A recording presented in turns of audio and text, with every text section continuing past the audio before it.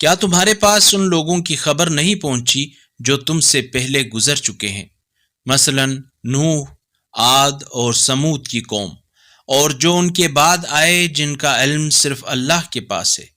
ان کے پاس ان کے رسول واضح دلائل لے کر آئے تو انہوں نے اپنے ہاتھ ان کے منہ پر رکھ دیے اور کہنے لگے، ہم تو اس رسالت کے منکر ہیں جس کے ساتھ تم بھیجے گئے ہو، اور جس چیز کی طرف تم ہمیں بلا رہے ہو اس میں ہم شبہ انگیز شک میں ہیں۔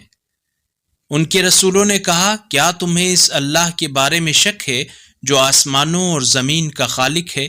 وہ تمہیں اس لیے دعوت دیتا ہے تاکہ تمہارے گناہ بخش دے اور ایک معین مدت تک تمہیں مہلت دے۔